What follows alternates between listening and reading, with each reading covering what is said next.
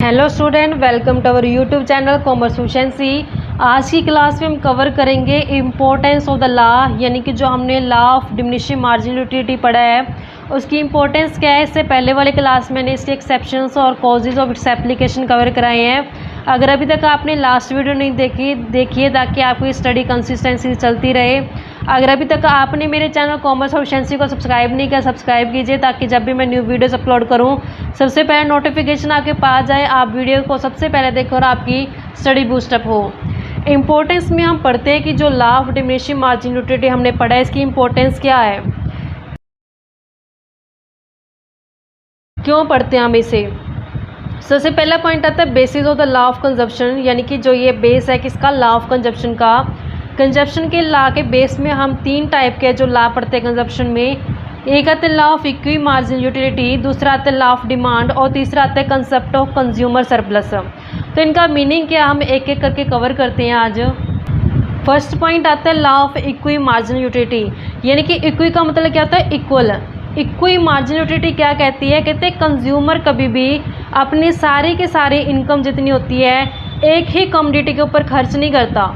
क्यों नहीं ऐसा करता वो, क्योंकि कंज्यूमर जानता है कि अगर वो एक ही कमोडिटी को परचेज़ कर लेगा तो उस कारण से जब वो एक कमोडिटी को बार बार परचेज़ करेगा, उसका इस्तेमाल करेगा, तो उस कारण से जो डिमिनिशिंग मार्जिनल यूटिलिटी लॉ क्या हो जाएगा, लागू हो जाएगा।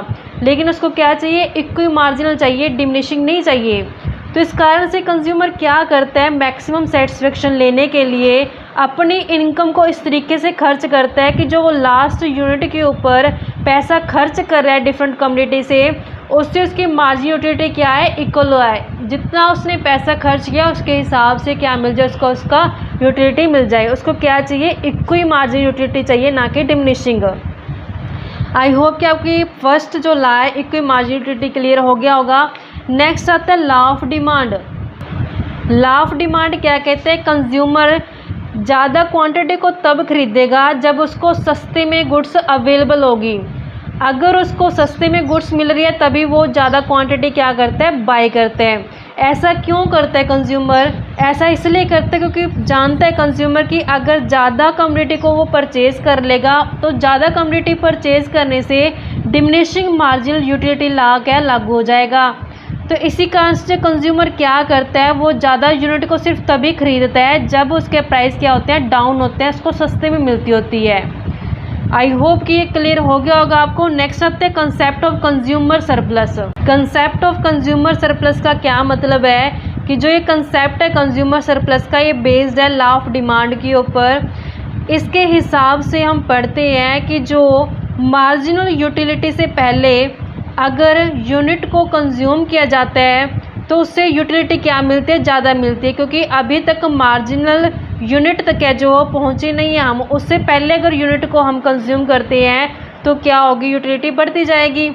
जो ये एक्स्ट्रा यूटिलिटी है उसको क्या बोला जाता है, कंज्यूमर सरप्लस बोला जाता है। आई होप कि आपको ये फर्स्ट पॉइंट है जो क्लियर हो गया होगा। नेक्स्ट पॉइंट है वैरायटी इन प्रोडक्शन कंजप्शन में। इसका ओवरव्यू बताते हैं आपको कि वैरायटी इन प्रोडक्शन का मतलब क्या है कि कंज्यूमर अगर एक ही टाइप के गुड्स को बार बार इस्तेमाल करेगा तो उस केस में law of diminishing marginal utility law लागू हो जाएगा। तो ये लॉ लागू ना हो इसीलिए प्रोड्यूसर को क्या चाहिए कि वो वैरायटी ऑफ गुड्स को बनाए, जिस कारण से कंज्यूमर है जो अलग अलग वैरायटी के गुड्स को खरीदे और law of diminishing marginal utility है जो लागू ना हो। It is so because of the operation of law of diminishing marginal utility that variety in production and consumption is found। कहते हैं कि यहाँ पे ढूंढा जाता वो तरीका वैरायटी प्रोडक्शन में और कंजप्शन में ढूंढी जाती है ताकि डिमिनिशिंग मार्जिनल यूटिलिटी लॉ है जो लागू ना हो। Continue consumption of one commodity, क्योंकि अगर कंज्यूमर एक ही कमोडिटी को बार बार कंज्यूम करेगा इससे मार्जिनल यूटिलिटी क्या हो जाएगी, कंज्यूमर की डिमिनिश चली जाएगी। So every prudent consumer stop the consumption of that good. तो कंज्यूमर क्या करेगा, एक पार्टिकुलर लिमिट के बाद अपने जो हम प्रोडक्ट को सेल कर रहे हैं उसकी कंजप्शन बंद कर देगा और किसी दूसरी कमोडिटी की ओर शिफ्ट हो जाएगा। इसी कारण से प्रोड्यूसर को चाहिए कि वो डिफरेंट वैरायटी गुड्स को प्रोड्यूस करे ताकि law of diminishing marginal utility है जो लागू ना हो, क्योंकि जब कंज्यूमर वैरायटी ऑफ गुड्स को इस्तेमाल करेगा तो उस केस में जो लॉ है जो लागू नहीं होगा डिमिनिशिंग मार्जिनल यूटिलिटी वाला। नेक्स्ट आता है difference between value in use and value in exchange. Value in use में और वैल्यू इन एक्सचेंज में डिफरेंस होता है। यूज़ करके क्या वैल्यू मिलती है, एक्सचेंज मतलब जो प्राइस पे किया था उसकी क्या वैल्यू होती है, इन दोनों में क्या होना चाहिए, डिफरेंस होना चाहिए।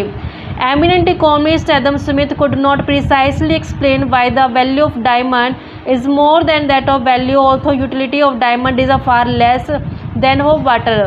तो यहाँ पे जो एडम स्मिथ ने कंसेप्ट दिया था एक वाटर डायमंड पैराडॉक्स, उसमें उसने कहता प्रिसाइसली तरीके से सही तरीके से एक्सप्लेन नहीं कर पाया कि जो डायमंड की वैल्यू है वो ज़्यादा क्यों है वाटर की वैल्यू से, जबकि वाटर की यूटिलिटी है जो ज़्यादा होती है डायमंड के comparatively. To explain this paradox he divide value into two part. तो उसने इस पैराडॉक्स को डिफाइन करने के लिए वैल्यू को दो पार्ट में डिवाइड किया है। फर्स्ट आता है वैल्यू इन यूज़ और दूसरा आता है वैल्यू इन एक्सचेंज। यूज़ करते हैं तो क्या वैल्यू मिलता है, एक्सचेंज मतलब जो प्राइस है उसका क्या वैल्यू मिलती है उसकी।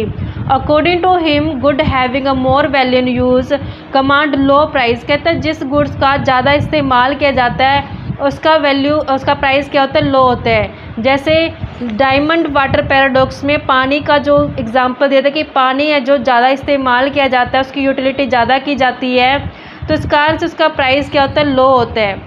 And those having more value in exchange, कहता है जिनकी वैल्यू इन एक्सचेंज ज़्यादा होती है उसका प्राइस क्या होता है, हाई होता है। जैसे वैल्यू इन एक्सचेंज का मतलब क्या होता है कि जो डायमंड है, डायमंड बहुत महंगा मिलता है, हाई प्राइस का होता है। But he would not give, लेकिन कहता है उसने कोई भी ऐसा रीज़न नहीं दिया। तो न्यू क्लासिकल इकोनॉमिस्ट थे जिन्होंने एक्सप्लेन किया इस पैराडॉक्स को इस बेस पे कि डिमिनिशिंग मार्जिनलिटी बेस के ऊपर। कहते हैं अकॉर्डिंग टू देम, इनके हिसाब से जो वाटर की सप्लाई होती है वो बहुत ज़्यादा होती है, एयर की सप्लाई होती है जो वो बहुत ज़्यादा होती है। And the same are use in large quantity, जितनी ज़्यादा सप्लाई है और इसका यूज़ भी क्या है, बहुत ज़्यादा किए जाते हैं। इफ़ेक्ट क्या मिलता है कि उसकी जो मार्जिन यूटिलिटी होती है वो कम हो जाती है, जिस कारण से उसके प्राइस क्या होते हैं, लो चले जाते हैं। अब हम जानते हैं कि जो प्राइस होता है वो मार्जिनल यूटिलिटी के बेस पे डिटरमाइन की जाता है। अगर मार्जिनल यूटिलिटी कम है तो प्राइस भी क्या हो जाएंगे, कम हो जाएंगे। दस good having a more value in use, कहता है जिनकी वैल्यू इन यूज़ ज़्यादा होता है उनकी मार्जिन यूटिलिटी क्या होती है, कम होती है, इस कारण से उसका प्राइस भी क्या होता है, कम होता है। ऑन द कंट्रेरी, कहता है दूसरी तरफ जो एक्सपेंसिव गुड्स होती है जैसे गोल्ड हो गया, सिल्वर हो गया, diamond etcetera, having more value in exchange, कहता है ये वैल्यू इन एक्सचेंज का मतलब होता है कि जो इसके प्राइस होते हैं बहुत ज़्यादा होते हैं, क्योंकि जो इनकी सप्लाई होती है वो शॉर्ट होती है, कम होती है। इनकी जो मार्जिनल यूटिलिटी होती है फॉल स्लोली, कहता है धीरे धीरे करके स्लोली क्या होती है, इनकी जो मार्जिनल यूटिलिटी डाउन जाती है। इफेक्ट क्या मिलता है कि जो प्राइस होते हैं इन आर्टिकल के वो बहुत ज़्यादा हाई होते हैं। आई होप कि आपको क्लियर हो गया होगा ये पॉइंट, यानी कि वैल्यू इन यूज़ में और वैल्यू इन एक्सचेंज में क्या डिफरेंस है दोनों में। नेक्स्ट आता है प्राइस डिटर्मिनेशन।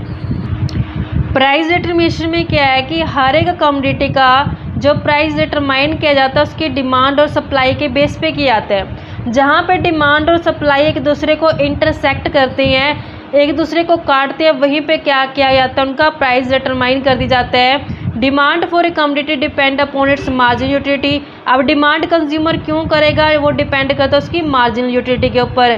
कहते हैं if a seller want to sell more unit of a commodity, अगर सेलर चाहता है कि वो ज़्यादा प्रोडक्ट सेल करे तो उसको क्या करना पड़ेगा, प्राइस है जो कम करने पड़ेंगे। तो अगर प्राइस कम होगा तभी तो सेल क्या करेगा, ज़्यादा कर पाएगा, सप्लाई ज़्यादा कर पाएगा कि प्रोड्यूसर है जो।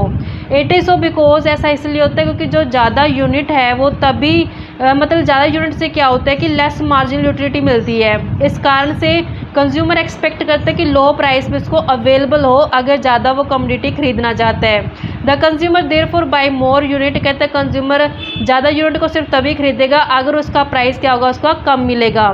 ऑन द अदर हैंड, दूसरी तरफ कहता है हाई प्राइस फिक्स कर दिया जाए कमोडिटी का, less of it will be demanded. तो अगर प्राइस हाई कर दिया जाएगा तो चीज़ें महंगी हो जाएंगी, जिस कारण से कंज्यूमर डिमांड क्या कर देगा, कम कर देगा। क्योंकि महंगी चीज़ों को कम लोग खरीदेंगे। नेक्स्ट आता है basis of progressive taxation. Progressive taxation का मतलब होता है जितनी ज़्यादा इनकम उतना ज़्यादा टैक्स, जितनी कम इनकम उतना कम टैक्स। तो यहाँ पे प्रोग्रेसिव में क्या होता है कि जैसे जैसे इनकम बढ़ती जाती है वैसे वैसे टैक्स क्या होता है, बढ़ता जाता है। यानी कि अमीरों से ज़्यादा टैक्स लिया जाता है, गरीबों से कम टैक्स लिया जाता है। रीज़न यही रहता है कि उन दोनों के बीच में, अमीरों और गरीबों के बीच में बैलेंस बन जाए, कि अमीरों का जो एक्स्ट्रा इनकम का पैसा होता है वो टैक्स के रूप में कट जाता है, क्योंकि ज़्यादा टैक्स जो चार्ज कर लिया जाता है, जो गरीबों से टैक्स कम लिया जाता है, यानी कि जिनकी लो इनकम होती है, ताकि दोनों में क्या हो जाए, थोड़ा बैलेंस बना रहे। At the time of levying progressive taxation, कहता है जब प्रोग्रेसिव टैक्सेशन लगाया जाता है, जो फाइनेंशियल मिनिस्टर होता है वो ध्यान रखता है एप्लीकेशन करने के लिए इस लॉ को। प्रोग्रेसिव टैक्सेशन का मतलब क्या होता है, ये ऐसा सिस्टम होता है टैक्सेशन का जहाँ पे जो रेट टैक्सेशन की वो बढ़ा दी जाती है उन लोगों की इनकम के ऊपर जिनकी इनकम ज़्यादा होती है। इट इज़ सो बिकॉज ऐसा इसलिए किया जाता है कि increase in income margin utility of money goes on diminishing. कहते हैं जिन लोगों के पास इनकम ज़्यादा होती है तो उनके पास जो यूटिलिटी होती है मनी की वो क्या कर देते हैं, डिमिनिश हो जाती है, क्योंकि जितना ज़्यादा पैसा होगा उतनी वैल्यू मनी क्या कर देंगे, वो कम कर देंगे, जिससे मार्जिनल यूटिलिटी क्या हो जाएगी, मनी की डिमिनिश हो जाएगी। A person with a more income are taxed at a higher rate. कहता है अगर ज़्यादा इनकम वालों के ऊपर ज़्यादा टैक्स लगाया जाएगा, then they will have to make the same sacrifice as a person with less income who are taxed at a low rate. तो कहते हैं यहाँ पे जो सेम सेक्रीफाइस हो जाएगा, किसके बराबर हो जाएंगे, वो लेस इनकम के बराबर हो जाएंगे जिन्होंने कम टैक्स रेट दी होती है।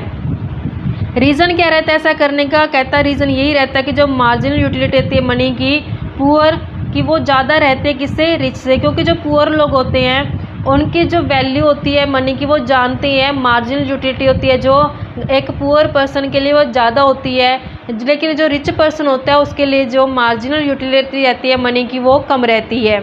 Advantage to the consumer, consumer का एडवांटेज क्या कहता है, the law is of great significance to every consumer. कहता है इस लॉ का हर एक कंज्यूमर के लिए एक इम्पोर्टेंस है। इस लॉ के हिसाब से जब मैक्सिमम सेटिस्फेक्शन लेनी होती है कंजप्शन ऑफ गुड में, तो कंज्यूमर बाय करता सिर्फ उन्हीं चीज़ों को, many unit of it whose marginal utility is equal to its price. कहता है कंज्यूमर सिर्फ उन्हीं चीज़ों को खरीदता है जिनकी मार्जिनल यूटिलिटी किसके बराबर होती है, उसके प्राइस इक्वल होती है। तो यहाँ पे कंज्यूमर की कोशिश क्या रहती है कि वही चीज़ें खरीदे जैसे उसकी सेटिस्फेक्शन मैक्सिमम हो जाए। सेटिस्फेक्शन मैक्सिमम कैसे होगी, जब वो जितना पैसा उसने खर्च किया गुड के ऊपर उसके बराबर क्या ले लिया, उसकी यूटिलिटी ले रही है।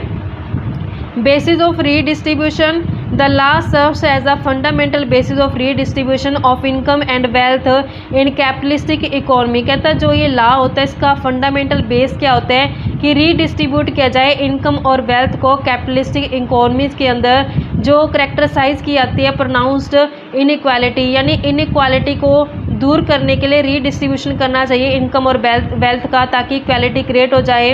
रीज़न बीइंग दैट, कहते हैं इसका कारण क्या रहता है, जो मार्जिनल यूटिलिटी रहती है वो मनी की रिच पर्सन में वो कम रहती है किसके कंपेरेटिवली, पुअर के कंपेरेटिवली, क्योंकि रिच पर्सन जो होते हैं वो वैल्यू ऑफ मनी इतनी नहीं समझते हैं, तो उनके लिए जो वैल्यू होती है मार्जिनल यूटिलिटी रहती है मनी की वो कम रहती है, लेकिन पुअर के लिए वैल्यू ऑफ मनी बहुत ज़्यादा होती है। So that in accordance with the law if wealth is redistribute, कहता है अगर वेल्थ को रीडिस्ट्रीब्यूट किया जाएगा पुअर के फेवर में, तो टोटल वेलफेयर जो सोसाइटी का क्या हो जाएगा, वो बढ़ जाएगा। इस तरीके से बच्चों ये समझा, आई होप कि आपको क्लियर हो गए होंगे ये पॉइंट्स। आगे आने वाली क्लासेस में आपको इसके नेक्स्ट टॉपिक कवर कराऊंगी। ऐसी रेगुलर वीडियो देखने के लिए आप मेरे चैनल कॉमर्स प्रोफिशिएंसी को सब्सक्राइब, लाइक एंड शेयर करें।